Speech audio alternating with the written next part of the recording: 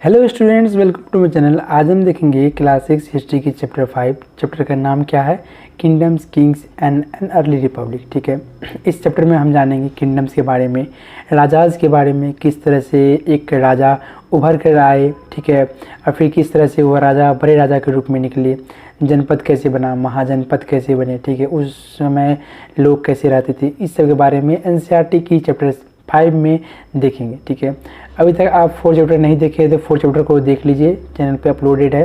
ठीक है, नोट्स बनाते चल जाइएगा कुछ इसी तरीके से, ताकि आपको अच्छे तरीके से याद हो जाए भाई, पॉइंट वाइज पॉइंट। ठीक है, पहला देखेंगे early as we know the rulers were the choose by the jana, यानी कि उस समय जो रूलर्स हुआ करते थे, जो हम पे शासन करते थे, उसे चूज किया था, किसके द्वारा चूज किया? जन के द्वारा चूज किया। यहाँ तो कोई दिक्कत नहीं है। Around 3000 years ago, some men become recognized a rajas by the performing big sacrifices, यानी कि 3000 साल पहले जो लोग रहते थे, ठीक है, वो बड़े बड़े यज्ञ या बड़े बड़े अनुष्ठान को करके परफॉर्मिंग करते थे, जो सेक्रीफाइसेस को, ठीक है, उसके रूप में क्या उभरते थे? वो राजा के रूप में उभरते थे। लोग उससे अपने वैल्यू को क्या इंक्रीज कर लेते, जिस कारण से लोग उसे राजा के रूप में देखने लगते थे। उसी में आप में आता है अश्वमेध यज्ञ। ठीक है, अश्वमेध यज्ञ के बारे में आपने सुना भी होगा कई टीवी सीरियलों में, जानते हैं अश्वमेध यज्ञ के बारे में। ठीक है, a horses was let loose to wander freely and it was the guarded by the raja's man, यानी कि एक घोड़े को फ्रीली लूज यानी कि छोड़ दिया जाता था घूमने के लिए, और इसे सिक्योरिटी दी जाती थी, किसके द्वारा? राजा के मैन के द्वारा। If the horse the wander into the kingdoms of other raja they stop it they that fight, यानी कि अगर वह घोड़ा किसी दूसरे राजा के किंगडम से प्रवेश करता था, अगर वहाँ के राजा उस घोड़े को अगर रोक लेते थे तो उसके साथ क्या करना पड़ता था? उस राजा के साथ फाइट करना पड़ा था। अगर उसे नहीं रोकते थे और उसे जाने के लिए देते थे तो इट में that they accept that he raja who wanted to performing the sacrifices was strong than other। ठीक है, यानी कि उस समय क्या होता था कि अगर वो घोड़ा को जाने देते थे तो ये हो जाता था कि जो घोड़ा का मालिक, यानी कि जो राजा ये यज्ञ को परफॉर्म कर रहा है, जो अश्वमेध यज्ञ कर रहा है, वो सबसे ज़्यादा क्या शक्तिशाली है, ये उस समय क्या मान्यता हो जाती थी। ठीक है, यहाँ तो समझ में आ गया कि अश्वमेध यज्ञ क्या है। ठीक है, अब हम देखेंगे उस समय जो राजा होते थे उसे ट्रीट कैसे किया जाता था। ठीक है, राजा जो उस समय होते थे उसे प्राइमरी अथॉरिटी के रूप में दिखाया जाता था, यानी कि वो बड़े बड़े सिंहासनों पर बैठा करते थे, यानी कि और जो जन थे ना उससे ऊपर बैठा करते थे। रिचुअल जो होती थी, वहाँ की जो प्रथाएँ जो होती थी, जो वहाँ पर जो रीति रिवाजें जो होती थी, उसमें राजा एक प्राइमरी अथॉरिटी के रूप में इन्वाइट किए जाते थे, यानी कि राजा क्या प्राइमरी अथॉरिटी सभी चीज़ में होती थी। ठीक है, अब आगे देखेंगे आगे क्या है। स्पेशल सीट दी जाती थी राजा को, टाइगर के स्किन के बनी हुई रहती थी सीट, वो सीट मिलती थी, किसे मिलती थी? राजा को सीट मिलती थी। कैरेटर्स जो थे, यानी कि उसे सारथी जो होते थे, वो क्या करते थे? राजा की बहुत ऐसी सी बातें होती है जो कहीं नहीं कहनी चाहिए, वो क्या करते थे? वो सारथी से पता चलती थी। कुछ ऐसी बातें होती है जो बहुत लोगों को पता भी नहीं होती है, वो कैसे पता होती है? सारथी को पता होती है। कैसे पता होती है? कि वो सारथी जो होते हैं वो राजा के रथ चलाते हैं, एनी टाइम राजा के साथ रहते हैं। The glorious tales of his courage, यानी कि बहुत ऐसी महान महान कहानियाँ कहाँ से पता चलती है? हमें सारथी से पता चलती है। यानी कि हम क्या जाने कि राजा के पास क्या होते थे? उस समय सारथी होते थे जो राजा का क्या करते थे? रथ चलाते थे। अब आगे देखेंगे ऑर्डिनरी पीपल, यानी कि विष और वैश्या, पिछले चैप्टर में कवर किया गया विष और वैश्या के बारे में। अल्सो ब्रॉथ अ गिफ्ट, यानी कि उस समय जो ऑर्डिनरी पीपल होते थे वो राजा के लिए हमेशा कुछ ना कुछ गिफ्ट लाया करते थे। ठीक है, यहाँ तक कोई दिक्कत नहीं है। किंगडम्स के बारे में अब आगे जानेंगे। राजा के बारे में जान लिया, राजा कैसे उस समय राजा के रूप में उभरते थे बड़े बड़े यज्ञ करके। ठीक है, अब हम जानेंगे जनपद के बारे में। किसके बारे में जानेंगे? जनपद के बारे में। ठीक है, उससे पहले जान ले जन क्या होता है। ठीक है, जन का राजा क्या होता था? जन का राजा धीरे धीरे बड़ा होकर क्या बहुत सारे जन मिलकर क्या बनते थे? जनपद बनते थे। ठीक है, जनपद का मतलब होता है सीधी तरीके से, ये डिफिनेशन याद रखिएगा, क्या? द लैंड वेयर द जन seat it foot and settle down, मतलब कि वैसा जगह जहाँ पे लोगों का क्या है? सेटल डाउन है, यानी कि वहाँ पे उसकी आजीविका अच्छी तरीके से चल रही है, वो खा पी रहे हैं, अपना वो व्यवसाय कर रहे हैं, कमा रहे हैं, बिजनेस कर रहे हैं, अच्छे तरीके से कर रहे हैं। तो ऐसी जगह क्या है? जनपद कहते हैं। बहुत छोटा सा एरिया होता है जनपद, यानी कि बहुत सारे जन मिलके क्या होता है? एक जनपद बनते हैं, बहुत सारे जनपद मिलके क्या महाजनपद बनते हैं, वो भी आगे जिक्र होगी। इसमें आप देखेंगे एनसीईआरटी में क्या जिक्र किया गया है? The rajas who the performing big sacrifice, यानी कि वैसा राजा जो परफॉर्म, यानी कि परफॉर्म करते थे, किसी बिग सेक्रीफाइस को परफॉर्म करते थे। वे आर रिकॉग्नाइज्ड एज राजा, यानी कि जो बड़े बड़े सेक्रीफाइस को परफॉर्म करते थे वो राजा के रूप में क्या रिकॉग्नाइज हो जाते थे।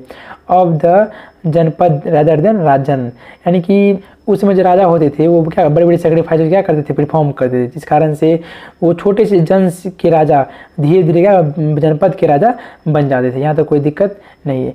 आगे हम देखेंगे कुछ ऐसे जनपद की एग्जाम्पल, ठीक है, जैसे पुराना दिल्ली का किला हो गया, ठीक है, हस्तिनापुर हो गया नियर में मेरठ, एंड अतिरंजी खेरी हो गया ईटा के, ठीक है। ये कुछ एग्जाम्पल हैं जनपद के, याद रखिएगा, ठीक है। आगे देखते हैं,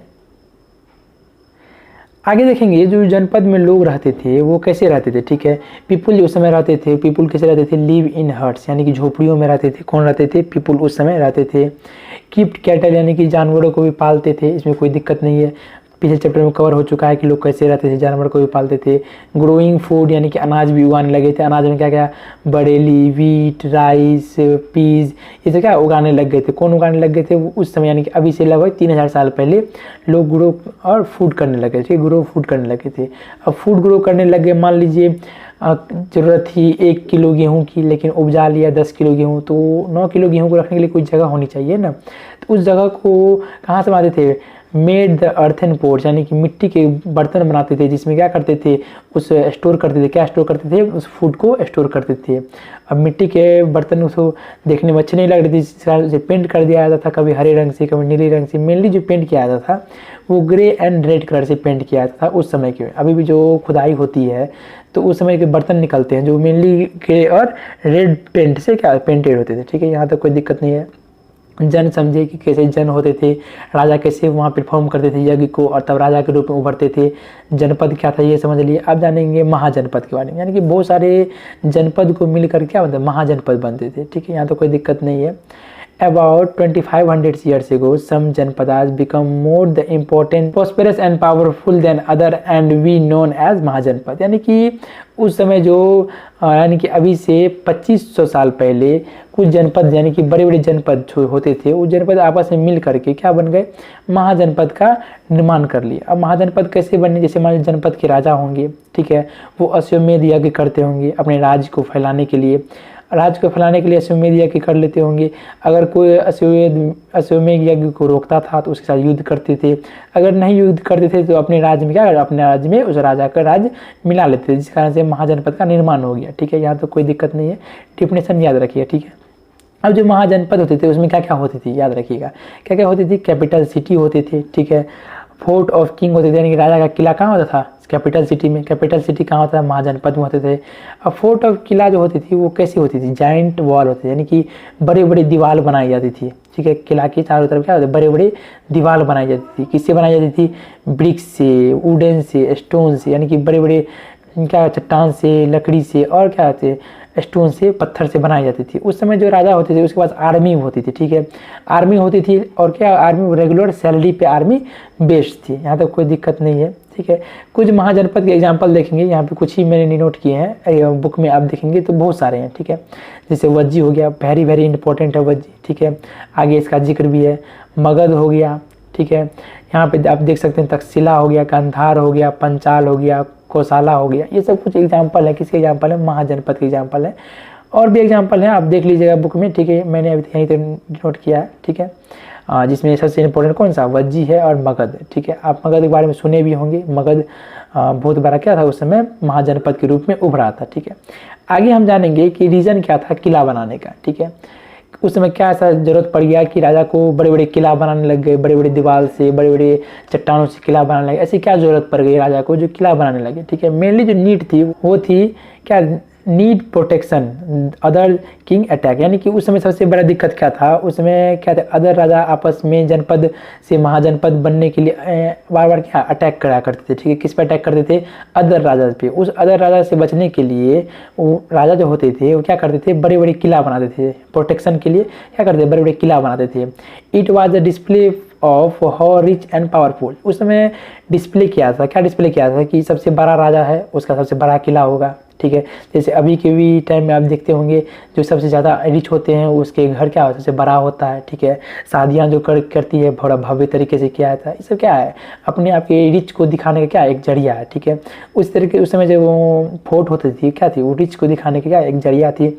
यानी कि उस समय जो मेनली जो राजा थे ना, वो अपने आप को क्या करते थे, परफॉर्म करते थे कि नहीं मैं सबसे अधिक पावरफुल हूँ और सबसे अधिक क्या है, रिच हूँ। इसके लिए क्या करते थे, बड़े बड़े किला का निर्माण कराते थे। इजीली कंट्रोल बाय किंग, यानी कि राजा के कंट्रोल में इजीली हुआ जाता था। अगर वो किला रहता है तो उसके अंदर रहने वाले लोग क्या होते थे, उसके अंदर जो राजा के रहने वाले लोग थे उस पर क्या इजीली कंट्रोल होता था। किसका कंट्रोल होता था, राजा का कंट्रोल होता था। यहाँ तक समझ गए महाजनपद क्या होता है, ठीक है। अब मान लीजिए रेगुलर सैलरी पे क्या है, आर्मी है, तो रेगुलर सैलरी पे आर्मी है तो राजा कहाँ से इतनी भरपाई करेगा, इतने महाजनपद को फिर अच्छी तरीके से चलाने के लिए कैपिटल की जरूरत होती है। कैपिटल कहाँ से आएगी, तो कहाँ से आएगी, टैक्स से आएगी। टैक्स कौन देगा, वहाँ के रहने वाले लोग देंगे। और लोग कहाँ से देंगे, तो वहाँ पर अगर प्रोडक्शन अच्छा तरीके से होगा तभी जाकर के लोग क्या करेंगे, राजा को टैक्स देंगे, ठीक है। आगे हम जिक्र करेंगे टैक्स के बारे में।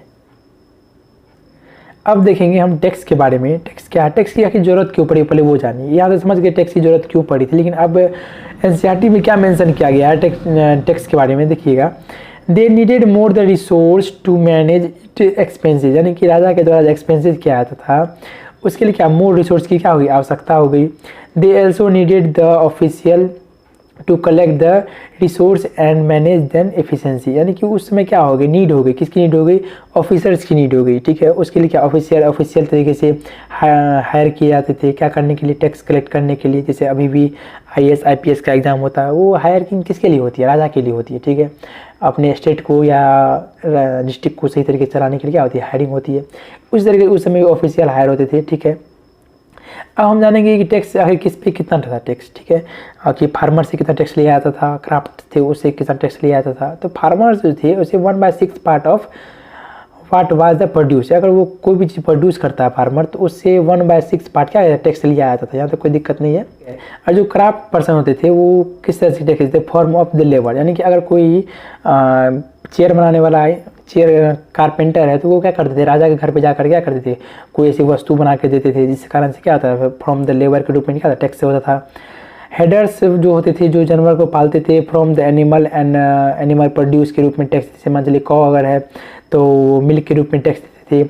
जैसे अगर कोई अदर एनिमल है, जैसे मीट मांस अगर खाया जाता था उस समय तो वो मीट के रूप में प्रोड्यूस करते थे, क्या प्रोड्यूस करते थे, टैक्स प्रोड्यूस करते थे। मान चलिए कोई अगर सिप, अगर कोई सिप को अगर पालता है तो उनके रूप में क्या करते थे, टैक्स देते थे। यहाँ से समझ में आ गया।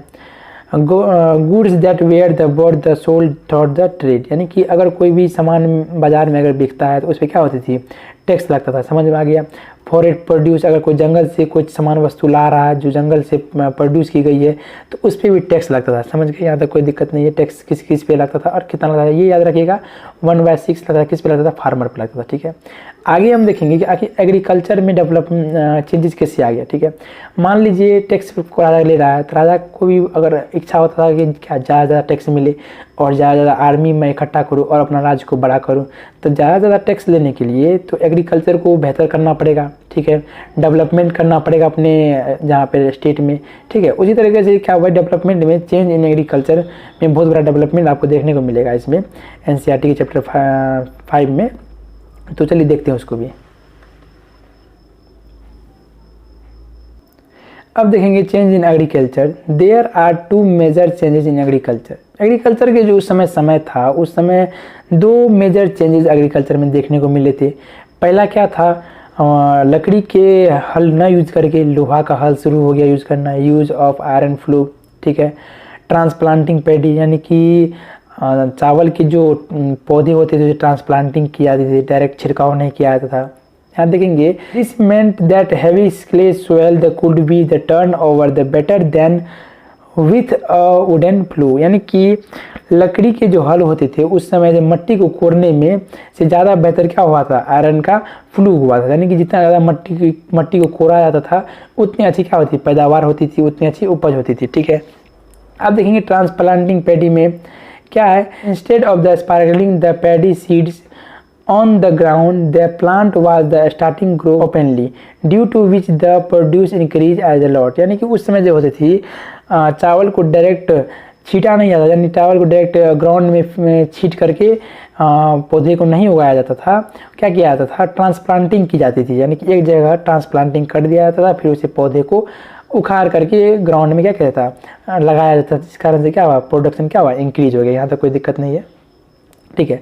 आगे देखेंगे मगध के बारे में। मगध एक बहुत बड़ा जनपद है, उसके बारे में बहुत नज़दीक से बारीकी से बारे में जानेंगे, ठीक है। यहीं से आपको नंद डायनेस्टी के बारे में पता चलेगा, ठीक है। आनंद के बारे में आपको पता चलेगा, चंद्रगुप्त मौर्य के बारे में पता चलेगा, आगे पता चलेगा। इस चैप्टर में तो उतना डिटेल में नहीं दिया हुआ है, ठीक है, इतना ही सफिशिएंट है इसमें। अभी तक आप ये जानिए, बेसिक आप क्लियर कीजिए, ठीक है। आगे धीरे धीरे बढ़ते जाएंगे तो लेवल आपका धीरे धीरे बढ़ता चला जाएगा, ठीक है। आगे देखेंगे अ क्लोजर लुक ऑफ मगध, ठीक है। मगध को बहुत नज़दीक से देखेंगे। इसमें आप पहले देख पाएंगे क्या है, Magadha become the most influenced and the powerful mahajanapada in about 200 years ago, यानी कि 200 ईयर्स एगो, यानी कि अभी से लगभग 2200 साल पहले। 200 ईयर्स एगो का मतलब हो गया कि 2200 साल पहले मगध जो था वो क्या हो गया था। 200 ईयर्स एगो मतलब हो गया जैसे 2500 साल पहले, तो 2500 साल और 200 साल घटा दीजिए, यानी कि 300 BC के अराउंड में, ठीक है। Magadha become the most influence, यानी बहुत बड़ा पावरफुल और बहुत ही समृद्ध महाजनपद के रूप में उभर आया था। कौन? मगध के बाद, ठीक है। क्या रीज़न था मगध का इतना बड़ा डायनेस्टी, यानी इतना बड़ा पावरफुल और इन्फ्लुएंस महाजनपद बन के निकला? क्या कारण था? तो कारण देखेंगे, Ganga and Son flowed through the Magadh. Mainly कारण क्या है? Ganga and Son flowed through the Magadh, यानी कि मगध से गंगा एंड सोन नदी क्या होती थी? बहती थी, जिस कारण से ट्रांसपोर्ट इंक्रीज हुई, ठीक है। मेनली जो इंपॉर्टेंट था क्या हुआ? ट्रांसपोर्ट में देखा गया। किसके कारण देखा गया? नदी के कारण देखा गया। नदी से बहुत चीज़ मिलती है, गोल्ड मिलते हैं, पत्थर मिलते हैं, ठीक है। सिंचाई के लिए जल मिलता है, ये सब क्या नदी से देखने को मिलती है, जिस कारण से क्या हुआ? वो बहुत पावरफुल हुई, कृषि एग्रीकल्चर डेवलप हुआ, ठीक है, जिस कारण से टैक्स ज़्यादा मिला। तो जनपद ओवरली है कि मतलब कि जनपद क्या होगा? बड़ा रूप में उभर के आएगा, ठीक है। आगे देखेंगे आयरन ओर और माइंस, यानी कि मगध जो था, जिस मगध जो महाजनपद था उसमें क्या आयरन ओर की क्या होती? माइंस होती थी। आयरन ओर की माइंस होती थी, जिस कारण क्या स्ट्रॉन्ग टूल्स एंड वेपन्स बनाए गए, ठीक है। समझ में आ गया? आयरन से क्या स्टोन और टूल और वेपन्स बनाए गए। फॉरेस्ट हुआ करते थे, फॉरेस्ट से क्या बनते थे? हाउसेज बनते थे, क्राफ्ट्स बनते थे, यानी कैरियर्स, रथ बनते थे, बड़े बड़े रथ बनते थे, क्राफ्ट बनते थे, बड़े बड़े घर लकड़ी के बनते थे। ये सब कुछ इंपॉर्टेंट चीज़ है जो मगध को एक बड़ा महाजनपद बनने में क्या हुई? बहुत इंपॉर्टेंट रोल निभाई, ठीक है। आगे भी कुछ कारण देखेंगे। अगला रीजन देखेंगे, Magadh had 2 very powerful rulers, यानी कि मगध में 2 बड़े और बहुत पावरफुल क्या हुए? राजा हुए। पहला नाम को बिंबिसार देखने मिलता है, दूसरा अजातशत्रु के बारे में देखता है। एक और राजा हुए थे, इसका नाम था महापद्मनद, ठीक है। ये राजा थे, he extend his control up to the north west part of the subcontinent, यानी कि महापद्मनद जो राजा थे वो बहुत ही शक्तिशाली राजा थे, जो अपना कंट्रोल क्या किए थे? नॉर्थ वेस्ट तक क्या करे? फैला लिए थे, ठीक है। और उस समय की बात करें तो उस समय जो राजगिरी थे, ठीक है, जो अभी के राजगीर है in Bihar, was the capital of Magadha from several years, यानी कि बहुत समय तक क्या हुई थी? राजगिरी जो था वो कैपिटल था, किसका था? मगध का। बाद में उसे शिफ्ट कर दिया गया, कहाँ शिफ्ट कर दिया गया? पाटलिपुत्रा शिफ्ट कर दिया गया, ठीक है, जो आज का क्या है? पटना है, ठीक है। यहाँ तो कोई दिक्कत नहीं है, अच्छे से इसे क्लियर कीजिएगा, नोट्स इसी तरीके से बनाइएगा और रिविजन करते चले जाएगा। कोई अगर दिक्कत आती है तो कमेंट में जरूर बताइएगा, ठीक है। अब हम देखेंगे मोर देन 2300 ईयर्स एगो, ठीक है। अलेक्जेंडर कौन था? आगे देखेंगे क्या है? King of Macedonia. मैसेडोनिया का एक किंग था, कौन था? अलेक्जेंडर। मैसेडोनिया कहाँ है? यूरोप में है। Wanted to the conquer the world, यानी कि विश्व विजेता बनने के लिए क्या चाहता था? अलेक्जेंडर विश्व विजेता बनना चाहता था, जिस कारण से ही conquered part of Egypt and West Asia, यानी कि वो इजिप्ट और वेस्ट एशिया को कॉन्कर करते हुए क्या आगे बढ़ रहा था। And came to the India, कहाँ बढ़ रहा था? इंडिया की तरफ बढ़ रहा था। Reaching up to the bank of the Beas, यानी कि ब्यास नदी के किनारे आकर क्या हुआ? वो रुक गया, ठीक है। यहाँ तक कोई दिक्कत नहीं है। अलेक्जेंडर कौन था? मैसेडोनिया का राजा था। मैसेडोनिया कहाँ? यूरोप में है। वो क्या चाहता था? विश्व विजेता बनना चाहता था, जिस कारण से वो इजिप्ट और वेस्ट एशिया को हरा करके कहाँ आ रहा था? भारत आ रहा था। और भारत में कहाँ रुक गया? ब्यास नदी के किनारे रुक गया। He wanted to march the further the eastward to soldier refuse, यानी कि उस समय क्या हुए थे? उस समय मार्च करने वाला था, यानी कि आगे बढ़ रहे थे, किधर?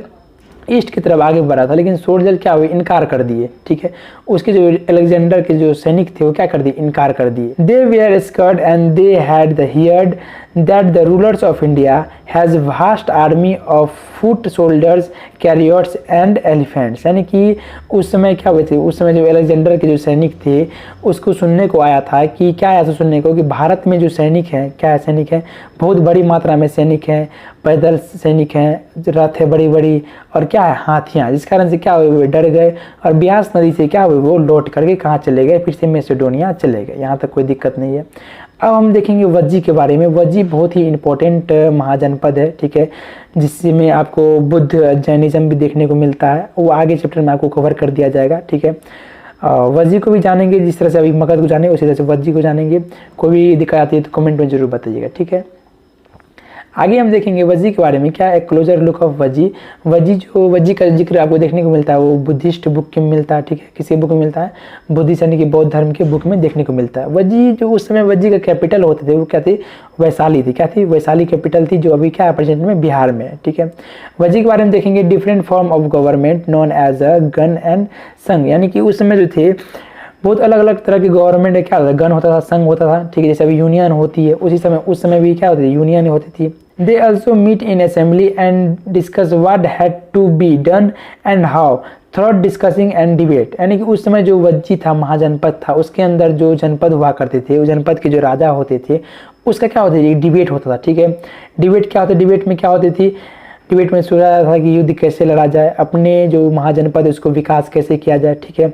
इसके बारे में क्या होता है, वहाँ पे डिस्कशन हुआ करती थी। कहाँ होती थी, वज्जी महाजनपद में, ठीक है। ये हमें कहाँ से देखने को मिलती है, बुद्धिस्ट बुक से देखने को मिलती है।